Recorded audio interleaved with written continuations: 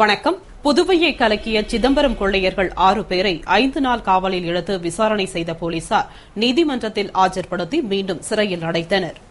புதுவையில் பல இடங்களில் கொள்ளையடித்த சிதம்பரம் கும்பலை போலீசார் கைது செய்து அவர்களிடமிருந்த 50 பவுன் நகைகள், 6 கம்ப்யூட்டர்கள் உள்ளிட்ட 20 லட்சம் மதிப்புள்ள பொருட்களை பறிமுதல் செய்தனர். மேலும் கொள்ளையர்கள் தங்களிடமிருந்த நகை பணத்தை போலீசார் பெற்றுச் சென்றதாக குற்றம் சாட்டினர். இதனையடுத்து சிஐடி காவல் விசாரணையில் அந்த குற்றச்சாட்டு பொய்யானது என தெரியவந்தது. பின்னர் அவர்கள் சிறையில் அடைக்கப்பட்டனர். இந்நிலையில் அந்த கும்பல் வடக்கு பகுதியில் வீடு, கோவிலை உடைத்து திருடியதாக தகவல் கிடைத்தது. இதனைத் தொடர்ந்து எஸ்பி சிவதாசன் உத்தரவுப்படி உருளையன்பேட்டை இன்ஸ்பெக்டர் ரகுநாயகம் தலைமையிலான போலீசார் 6 பேர் கொண்ட அந்த கும்பலை 5 நாள் காவலில் எடுத்து விசாரணை நடத்தி அவர்களிடமிருந்த மேலும் 50 பவுன் நகைகளையும் 28,000 ரொக்கப்பணத்தையும் பறிமுதல் செய்தனர். பின்னர் 5 நாள் காவல் விசாரணை முடிந்து இன்று நீதிமன்றத்தில் ஆஜர்படுத்தி மீண்டும் காலாப்பட்டு சிறையில் அடைத்தனர். ஆனால் அவர்களை மீண்டும் காவலில் எடுத்து விசாரிக்க காவல்துறை ஆலோசித்து வருகிறது. புதுவை 3வது கூடுதல் மாவட்ட நீதிமன்ற உத்தரவுப்படி தமிழ்நாடு விரைவு போக்குவரத்து கழக பேருந்து ஜப்தி செய்து நீதிமன்றத்திற்கு கொண்டுவரப்பட்டது. புதுவை அரியாங்குப்பத்தில் கடந்த 2007ஆம் ஆண்டு ஜூலை 14ஆம் தேதி நடந்த சாலை விபத்தில் ராமலிங்கம் என்பவர் பலியானார். இந்த விபத்திற்கு காரணமான பேருந்து தமிழ்நாடு விரைவு போக்குவரத்து கழகத்தைச் சேர்ந்ததாகும்.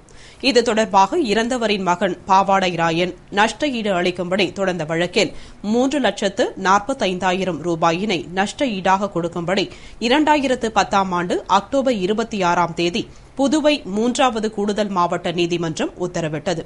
ஆனால் இதுநாள் வரை நஷ்ட ஈடு வழங்காததால் மனுதாரர் 5 லட்சம் கேட்டு மனு தாக்கல் செய்தார். அதனை விசாரித்த நீதிபதி மோகன்தாஸ் போக்குவரத்து கழக பேருந்தை ஜப்தி செய்யுமாறு உத்தரவிட்டார்.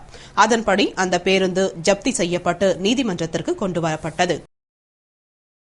புதுவை முத்தியால்பேட்டை புனித ஜெபமாலை அன்னை ஆலயத்தின் பெருவிழா மறை மாவட்ட முதன்மை குரு அருளானந்தம் தலைமையில் கொடியேற்றத்துடன் துவங்கியது. புதுவை முத்தியால்பேட்டையில் உள்ள புனித ஜெபமாலை அன்னை ஆலயத்தின் 128ஆம் ஆண்டு பெருவிழா கொடியேற்றத்துடன் துவங்கியது. இதனை முன்னிட்டு மறை மாவட்ட முதன்மை குரு அருளானந்தம் தலைமையில் திருப்பலி நடைபெற்றது. பின்னர் மந்திரிக்கப்பட்ட அன்னையின் கொடி ஊர்வலமாக ஆலயத்திற்குள் கொண்டுவரப்பட்டு பிரார்த்தனை செய்த பின்னர் ஏற்றப்பட்டது. இதில் திரளான கிறிஸ்துவ மக்கள் பங்கேற்று பிரார்த்தனை செய்தார்கள். விழாவினை முன்னிட்டு தினமும் திருப்பலியும், தேர்பவனியும், தேவர் நற்கருணை ஆசியும் நடைபெற்றது. விழாவிற்கான ஏற்பாடுகளை பங்கு தந்தை சகாயராஜ் தலைமையில் அருட்கண்ணியர்கள், பங்கு பேரவையினர் மற்றும் பங்கு மக்கள் செய்திருந்தனர். புதுவை நீதிமன்றம் அருகே பட்டப்பகலில் இருசக்கர வாகனத்தில் சென்ற வாலிபரை கொடூரமாக வெட்டி கொலை செய்த கும்பலை போலீசார் தேடி வருகின்றனர். புதுவை ரெட்டியார்பாளையத்தைச் சேர்ந்த பேட்ரிக் என்ற லேத் தொழிற்சாலை அதிபர் நேற்று தனது மகளை பள்ளியிலிருந்து அழைத்து வர இருசக்கர வாகனத்தில் சென்றார். அப்பொழுது அவரை காரில் விரட்டி வந்த கும்பல் நீதிமன்றம் அருகே வழிமறித்து சரமாரியாக வெட்டியது. இதனால் கழுத்து, முகம் சிதைக்கப்பட்டு சம்பவ இடத்திலேயே இருசக்கர வாகனத்தில் கால் வைத்தபடி பேட்ரிக் உயிரிழந்தார். உடனே அந்த கும்பல் தப்பி ஓடிவிட்டது. தகவல் அறிந்த முதலியார்பேட்டை போலீசார் பேட்ரிக் சடலத்தை துணியால் மூடி பிரேத பரிசோதனைக்காக ஜிப்மர் மருத்துவமனைக்கு அனுப்பி வைத்தனர். பின்னர் தெற்கு எஸ்பி நந்தகோபால், இன்ஸ்பெக்டர்கள் ரகுநாயகம், ரங்கநாதன், சுப்பிரமணியன், சப் இன்ஸ்பெக்டர் அனில்குமார் ஆகியோர் விரைந்து வந்து விசாரணை மேற்கொண்டனர். மேலும் அங்கே கிடந்த கொலைக்கு பயன்படுத்திய வீச்சரிவாளை கைப்பற்றினர். மேலும் தப்பி ஓடிய கொலை கும்பலை வலைவீசி தேடி வருகின்றனர். புதுவை அரசு மருத்துவமனையில் உள்ள சவக்கிடங்கு முழுமையாக செயல்பட மருத்துவமனை நிர்வாகம் நடவடிக்கை எடுக்க வேண்டும் என்று கோரிக்கை விடுக்கப்பட்டுள்ளது. புதுவையில் பல்வேறு கொலைகள் நடந்து வருகின்றன. மேலும் அடையாளம் தெரியாத பிணங்கள் பல்வேறு பகுதிகளிலிருந்து வந்த வண்ணம் உள்ளன. இதனால் நாளுக்கு நாள் பிணங்களின் எண்ணிக்கை அதிகரித்து வருகிறது. ஆனால் அரசு பொது மருத்துவமனையில் பிணங்களை வைப்பதற்காக 3 யூனிட்டுகள் மட்டுமே உள்ளன. ஒவ்வொரு யூனிட்டிலும் 4 பிணங்கள் வைக்கலாம். இதில் கடந்த 2 தினங்களாக ஒரு யூனிட் வேலை செய்யவில்லை. இதனால் நேற்று முதலியார்பேட்டையில் கொலை செய்யப்பட்ட பேட்ரிக் என்பவரின் பிணத்தை போலீசார் முதலில் அரசு மருத்துவமனைக்கு கொண்டு வந்தனர். பின்னர் அங்கு இடமில்லை என்பதால் ஜிப்மருக்கு கொண்டு சென்றனர். இந்த அவலநிலை தொடராமல் சவக்கிடங்கினை முழுமையாக செயல்படுத்த மருத்துவமனை நிர்வாகம் நடவடிக்கை எடுக்க வேண்டும் என்று கோரிக்கை விடுக்கப்பட்டுள்ளது. கோரிக்கைகளை வலியுறுத்தி புதுவை பொறியியல் கல்லூரி ஆசிரியர்கள் கடந்த 2 தினங்களாக நடத்தி வந்த போராட்டத்தை வாபஸ் பெற்றுக் கொண்டனர்.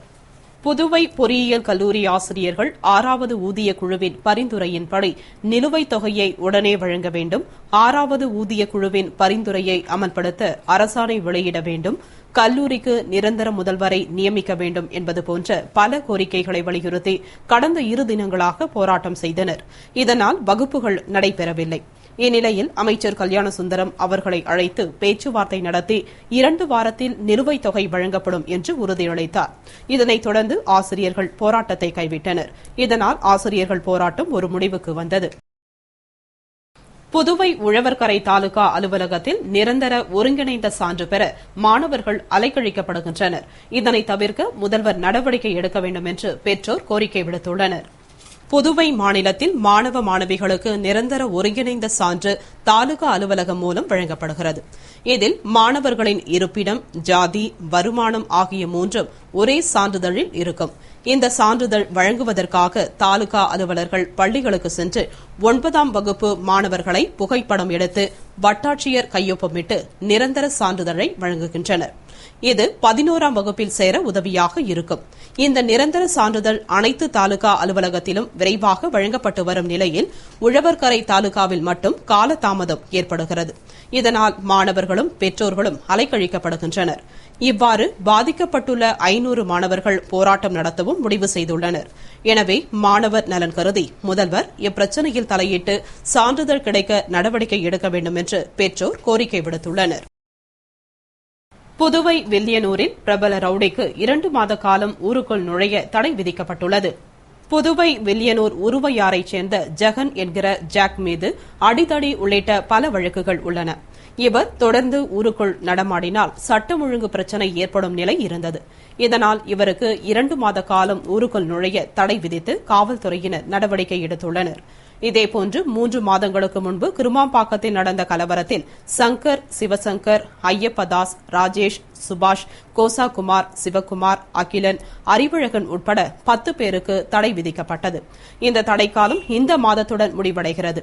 அவர்கள் ஊருக்குள் திரும்பினால் மேலும் அசம்பாவிதங்கள் நடைபெற வாய்ப்பு இருப்பதால் தடை உத்தரவை நீட்டித்து போலீசார் நடவடிக்கை எடுத்துள்ளனர். இதனால் இவர்கள் 10 பேரும் ஊருக்குள் நுழைய மீண்டும் தடை உத்தரவு பிறப்பிக்கப்பட்டுள்ளது. இத்துடன் செய்திகள் நிறைவடைந்தன. வணக்கம்.